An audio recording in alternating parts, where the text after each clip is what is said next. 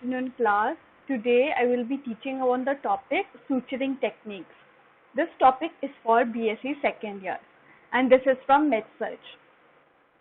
So let us see the introduction. What does suture mean? Okay, so suturing is a very important process that the doctors perform in the OT. Okay, after the surgery is being performed, then the doctor will start the suturing. Okay, so let us see what a suture means. Suture means to sew or to seam. Okay, means to stitch. Okay, like we stitch clothes. Okay, so in the same way, it is the same meaning. In surgery, suture is the act of sewing or bringing the tissue together and holding them in a position until healing has been taken place. Okay, so suturing is basically stitching the tissues together and making them in one place so that the healing will take place fast. A suture is a brand of material which is used to ligate the blood vessels and to approximate the tissues together. Okay, so this suture, okay, the suture material that has two functions. One is it ligates the blood vessels. Okay, and number two, it helps the tissues to hold together and so that the healing process will take place as fast as possible. So there are some goals of suturing. Suturing is performed to provide adequate tension. Number two, to maintain hemostasis. Number three, to provide support for the tissue margins. Okay. Number five, to reduce post-operative pain, to prevent any bone exposure outside, and to permit a proper flap position so that healing will take place. Okay, so this is the goal. These are the goals of suturing. So I have taught you in last class also about the sutures. Okay, the suture materials, the types of sutures. Okay, so there are many suture materials based on the different size and the material that they are used. Okay, so there are natural and there are synthetic. Okay, so in natural there are two types. One is absorbable, which is easily absorbed. Okay, the suture material is easily absorbed with the tissues of the skin, and there is non-absorbable, which is not absorbed. Okay, so that is why after surgery, then when the patient is being discharged, then we tell the patient to come for follow-up so that the sutures can be removed. Okay, so that is in the case of non-absorbable sutures. So in natural, first is the absorbable. So there are some examples of absorbable sutures. That is catgut, very commonly used, chromic catgut, collagen, fascia lata, kangaroo tendon, beef tendon, and cargill membrane. So these are the types of absorbable natural sutures. Next is non-absorbable natural sutures like silk. It is non-absorbable into the skin tissue. Silkworm gut, linen, cotton, ramie, and horsehair. So these are some of the materials, okay, of the sutures. So that was natural. Now we have the synthetic. Okay. So in synthetic also there are two types: absorbable and non-absorbable. Okay. In absorbable there is polyglycolic acid. Okay, material, polygalactic acid, polygalactic 910, or it is also known as Vicryl. Vicryl is very commonly used. Okay, synthetic suture in the hospital. Then polydioxyamine PDS and polyglycaprone 25. These are all absorbable synthetic sutures. Then in non-absorbable synthetic sutures are nylon, or known as polyamide, polypropylene, polyester, polyethylene, polybutester, polyvinylidene fluoride, or PVDF sutures. Okay, so these are the types of synthetic sutures, both absorbable and non-absorbable. So coming to the principles of suture selection. Okay, when do the doctors, the surgeons, they which type of suture materials that they would like to use. Okay, but there are some principles, and the selection of suture material by a surgeon must be based on the knowledge of, okay, it must be based on these properties. Number one is the healing characteristics of the tissue. Number two, the physical and biological properties of the suture material, whether it is natural or whether it is synthetic. Third, the condition of the wound to be closed. Okay, it also depends upon the wound. Okay, whether it is an open wound or a very severe wound or infectious wound, that also depends. And last is the probable post-operative cause of the patient. Also depends upon the post-operative condition of the patient. So these are some of the principles of suture selection. When to use which type of sutures. Now coming to the suturing technique, very important, okay, because nurses also in some OPDs and some hospitals, they also do suturing. Okay, so as a nurse you should know these suturing techniques. There are many suturing techniques, but these are very important ones. First is the interrupted simple suture. Okay, there is no interrupted means that you make a you insert the needle, okay, you make, and then after inserting the needle, then you have to make a knot, so it is being interrupted. Okay, so it is very simple. You insert it. Okay, so this is the incision wound. Okay, so if you have to close the incision wound, so what do? You from one side you insert from here you insert the needle. Okay, then you insert it inside into the tissue, then take it out from the other side. Okay, when you take it out from the other side, then you make a knot. Okay, on the same, and you have to make a knot on the same side. So you make a knot, and after making a knot, then you cut the suture. Okay, so this is simple interrupted suture. It is the most commonly used. It is inserted singly through the side of the wound. Okay, and it is tied with a surgeon knot. Okay, so the depth, you can see here the depth, how much we have to insert it inside, that is 0.5 centimeter depth. Okay, so this is a very simple suture technique. Next is the simple continuous or running. Okay, so here we do not make, you insert it, we do not make a knot after that. What do we do is you insert, then you continue. Okay, it's like normal stitching. So it is a simple interrupted suture placed and the needle reinserted in a continuous fashion, such that the suture passes perpendicular to the incision line below and above. It is ended by passing a knot over the untightened end of the suture. So this is a very simple technique. You insert it from one side. Okay, after you insert, okay, then you make a knot, okay, on one side. Then after that you just continuously stitch the incision wound. Okay, so it will be like this. So you don't have to make a knot after every insertion, but you continuously insert the needle into the tissue. Okay, so this is continuous or running suturing. Okay, so after you finish, okay, after you've completed suturing the whole suture wound, what do? Is at the end you make a knot, okay, and make it over the untightened end of the suture. So you make a knot. So this is a simple continuous running suture. Third is a continuous locking or blanket, or we call it as blanket suturing. Okay, so it is similar to continuous, but locking provided by withdrawing the suture through its own loop, indicated in long endothelial areas, tuber surities and retromolar area.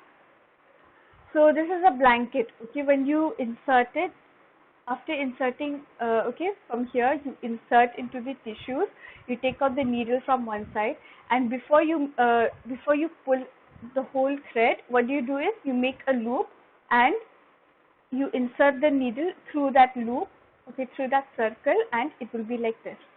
Okay, it is a blanket stitch. So this is a blanket suturing. What are the advantages? It will avoid multiple knots, so you don't have to make knots also. Okay, it will be like this because you are inserting through the loop.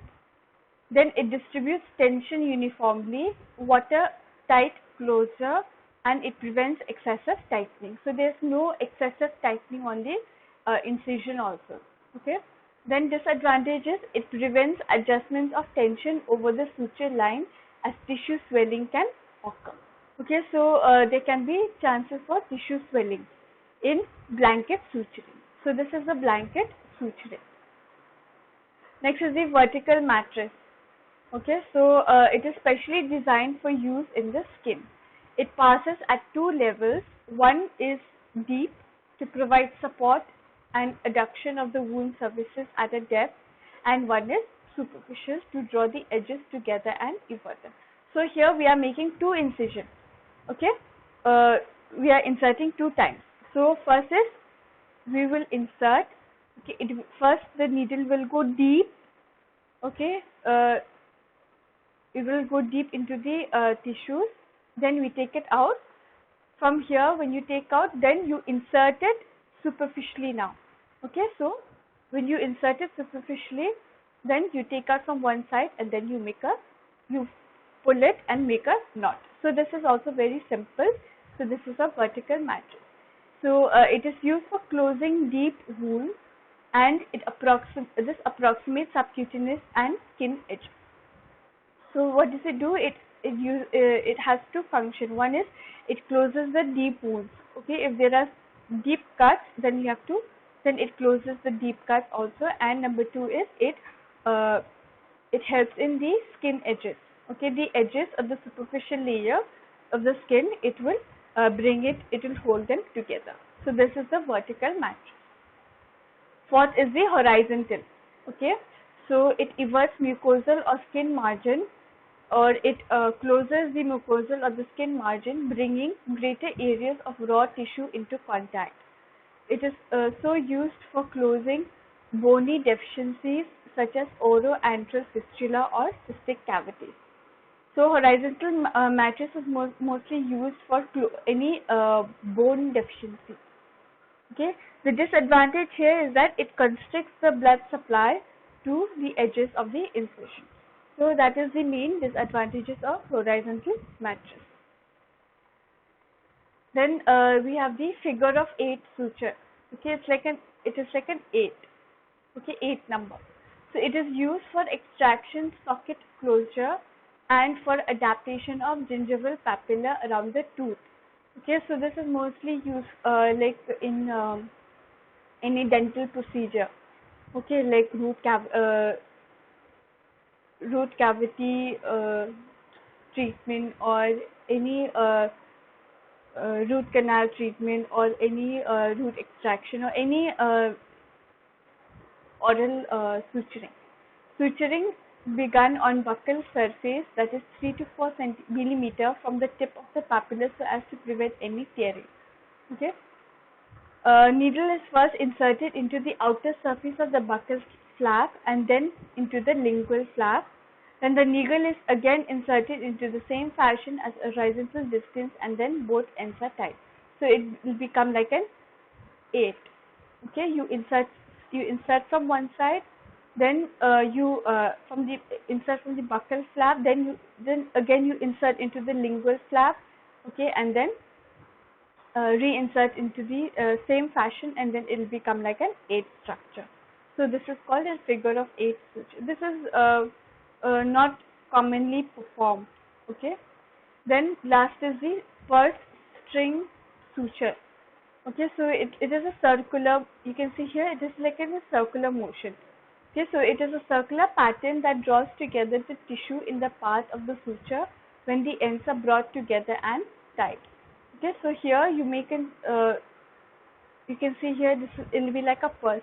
Okay, so here these are some the incisions which are made. You can see in the center.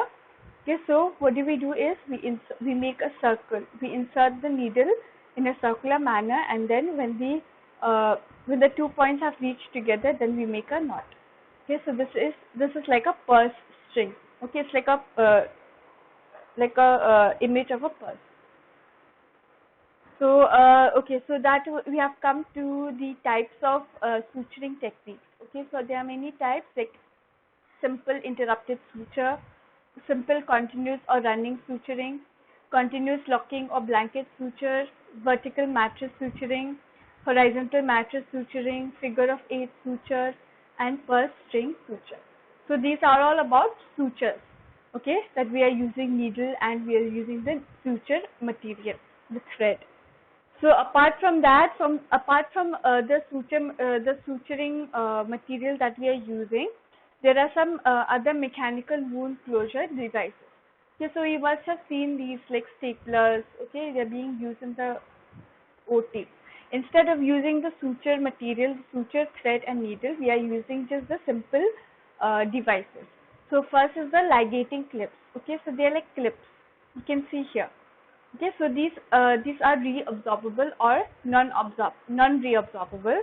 They are made up of synthetic type, tantalum or titanium or piezoxazone. So these are the materials that they are being used. Okay, it is designed for ligation of tubular structures. So these are called ligating clips. So they are like in the form of clip. Second is surgical tape. This is also very commonly used, and these are new technology. Instead of inserting needle, okay, then tying a knot, okay, so what do we do is just it's like a tape.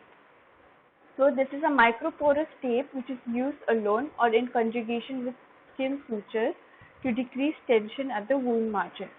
The surgical tapes have a backing of viscous rayon fibers. Okay, so these are made up of rayon fibers. They are coated with an adhesive copolymer and they are pervious to sweat and not to blood or purulent material. So they are sweat free. Okay, when they are coming in contact with sweat, then the tape does not come out. Then it comes in the measuring centimeter or in inch. It comes in 1/8 inch or 1/4 inch and 1/2 inch white strip. So it depends upon the size of the of the incision. Okay. Next, skin margin is prepared with tincture of benzoin to provide better adhesive for the tape. So before applying this adhesive tape, what do? We apply a solution which is called tincture of benzoin. Okay, because tincture of benzoin helps in closing of the wound. Okay, and after that we can apply the surgical tape. So this is used to decrease skin tension on the cheeks or forehead or on the chin. So this is all. This you can see here. This is like a tape. Okay, so you can just apply this tape on the wound. You do not have to insert a needle and using suture thread. Then third is the surgical staple. This is very commonly used also, and this is very costly. Okay, so just like stapler, okay, like we staple papers, the same way there are stapler pins inside. Okay, so this is used for skin closure. It is made up of synthetic material. They are placed uniformly to span the incision line. Okay, so the staples that we are using, the staple pins. Okay, when we staple it, it should be in a line. Okay, they have minimal tissue reaction and they can be used for routine skin closure or anywhere in the body. Okay, we can use these staple pins anywhere on the body. Okay, so that the wound will be closed. So these are some of the other mechanical wound disclosure devices other than suture thread and suture needle. Okay, so that we have come to the end of the topic for today. That is about suturing technique. Okay, so thank you class.